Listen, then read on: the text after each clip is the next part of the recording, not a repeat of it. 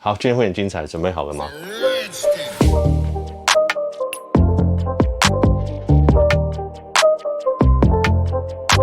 ？OK， 这个是第二次重录。好，今天有几个消息要讲。iPhone 12 120Hz 间谍片段确认功能，然后到底先前是有什么问题？然后现在有更多 iPhone 12 Pro 的一些硬体规格全部都出来，那我们这边会讲到。然后 LiDAR 也已经确认，在实际功能上面，除了 AR 还有什么功能呢？再来我们会讲到 Apple Glasses 会有夜视镜的功能。OK， 好，那我们就先来讲 iPhone 12咯。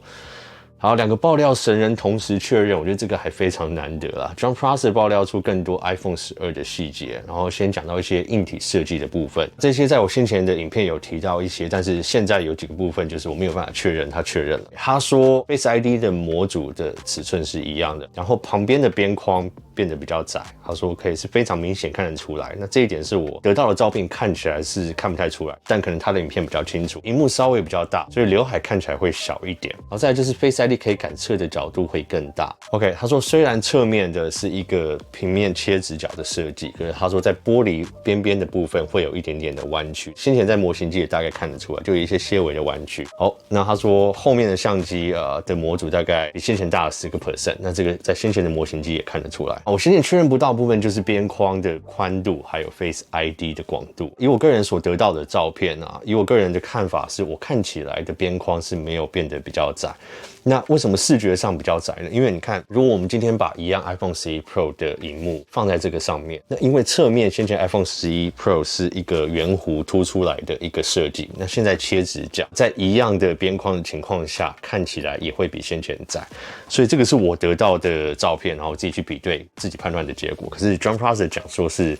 他那边得到的是会比较窄。那还有另外一个讲法是从 Max Weinberg 他在下面回复的，以他分析就是 John Prosser 那张照片并不是6.7寸，是6.1寸。然后再来我们讲到 Face ID 就是有更多工作的角度，那我相信这个可能也是为了再来的 AirPower 所做准备。先前有这样的传闻，可是因为我看到模组的照片跟先前一样大，所以不太能确定这一点。好，那我们再来就来讲 LiDAR。那先前我拿到流出的照片是一台 iPhone 12 Pro Max 的，可是我一直没有在12 Pro 6.1寸那一台的照片上面看到，但是也很难说这个会不会被砍掉啦。那我们现在可以看到一些这些测试的画面有流出来，可以清楚看到一些功能上面需要依赖 LiDAR。LiDAR 目前在 iPad Pro 上面，一般人在功能上还用不太到。除了在来的 AR App 之外我们还会搭配什么 App 来使用它呢？讲到 Apps 的话，那我们就要来提到今天的影片，大家可能会发现中间不会有 YouTube 插入的广告，那这个是为什么呢？对，这个就是本频道，然后本节目内容里面第一次有接到赞助商。那今天的赞助商就是 Set App。Set App 其实就是一个订阅制的 App Store， 一个月10块钱美金，可以让你在你的 Mac 上面合法使用100多种功能强大的 App， 包括很有名的 Better Touch Tool、Clean My Mac X、Bartender、iStat Menu、AnyChance。为了这影片比较我先前单买这些 Apps 花了多少钱。那如果你跟我一样是重度 Mac 的使用者，可以去了解一下这支影片，然后看看你对这些 App 有没有需求，可能会为你长期下来省下不少钱。那有兴趣的话，可以去看影片，我会放链接在下方。OK， 好，回到快报。LiDAR 在现在的设定画面中流出来可以确认是说它也会使用在相机的 App 里面，它会增强夜间拍摄的准确度。那另一点我们看到跟期待的就是人像模式，这个其实就像我们先前在测试拍摄人像模式的时候，用前置镜头，它的准确度其实是比较高的。那其实就是因为在 Face ID 里面的模组也有 3D 扫描的感测器在里面。那再来就是在人像模式的录影上面，那先前在我测试的结果下来，我发现就算加入这样的感测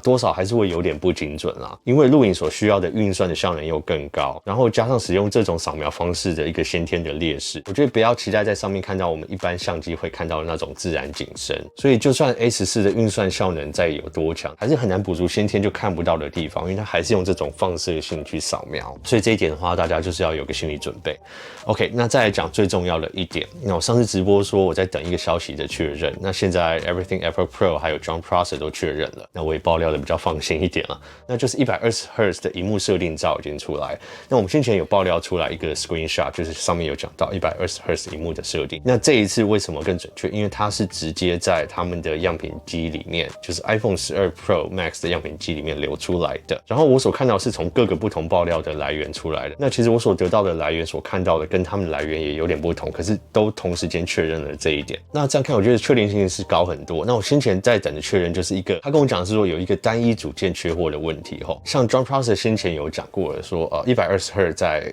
12 Pro Max 上面运行是非常的 OK。那为什么会卡在这一点？其实就是因为有一个零组件它是处于缺货的状态。那其实除了这一点之外，我得到的消息是说电力方面也没有问题，然后在运行上面它有自动在背景切换或是强制关闭。为什么会拖到现在9月了才能确认呢？其实就是因为这个零组件的问题啦。然后据说现在整个 Pro 系列都会拖到11月中或11月底才会开放预购。然后这个部分我所得到的确认，其实就跟 LiDAR 部分一样，就是它只有针对 Pro Max 的系列。那我一直还没有看到一个更确切的消息回报给我说，在6.1寸的 Pro 也可以同时看到 120Hz 跟 LiDAR。那这一点我是还没有办法确认。这样的说法并不是说6.1寸的 Pro 就一定没有 120Hz 和 LiDAR， 我只是说我个人还没有办法得到很确切的回复这一点。那这个我要说清楚。OK， 那为什么在这个阶段会有那么多不同的来源，然后都有很类似的照片跟影片，可是看起来都是不同人拍的 ？OK， 那据我知道，就是现在有一些最终的样机啦，那已经到某一些人的手上。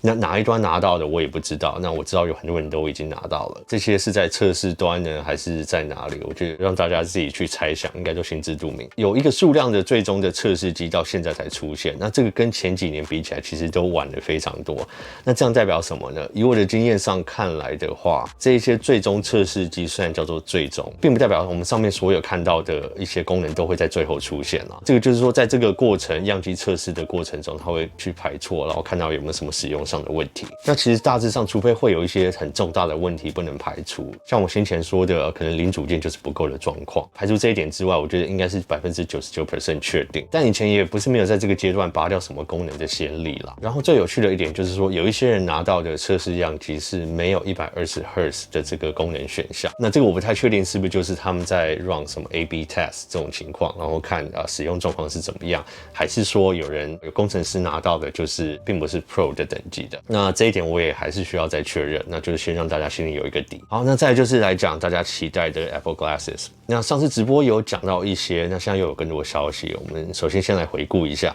那目前所得到的消息就是说，测试中在 A13的晶片上才能顺利的沟通跟运行。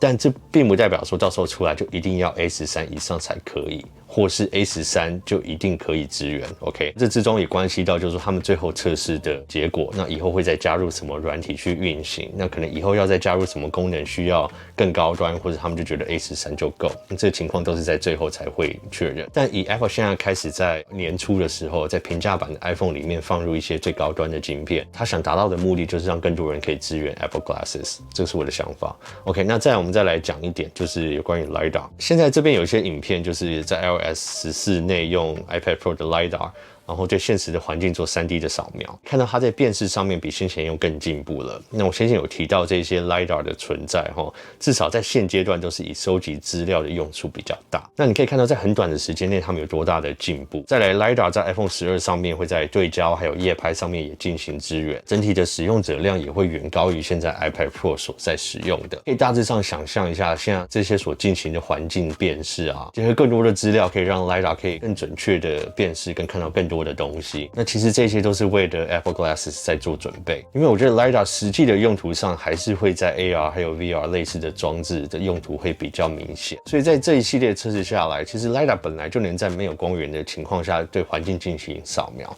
可是在判别的部分当然就是没有那么强。在这些测试我们可以看到说，它结合相机还有 LiDAR 所对这个环境的感测，那它可能去自动去模拟出来现在这个环境应该是什么样子。那这个其实就可以看到说 LiDAR 在对现实环境还有物品的辨识度其实是越来越强。那为什么这一点非常重要？因为其实先前的消息就是说并不想在 Apple Glasses 上面装镜头，因为这个有涉及到很多隐私的问题。如果这样的装置一有镜头在上面，可能很多地方不能用，那这个多少会减少这个商品在实际上的实用性。那如果 Apple Glasses 是以一个没有镜头的方式，单纯就是用 LiDAR 去感测现实的情况的话，那 LiDAR 在对现实情况的辨别辨识度精准，这一点就非常的重要。那再讲更远一点，不管 Apple 现在承不承认这一点那我觉得现在在做这个准备，其实跟将来的 Apple Car 都有很大的关联。大概可能5年后我们会知道更多的消息吧。OK， 那我觉得今天的讨论的问题就是，因为今天的爆料的资料其实非常多啦，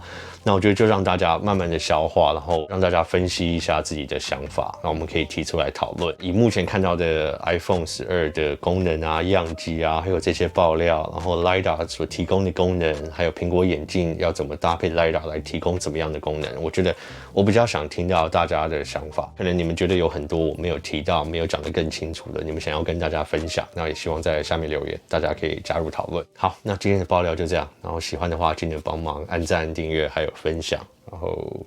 谢谢今天的赞助商，那我们就先到这边咯，拜。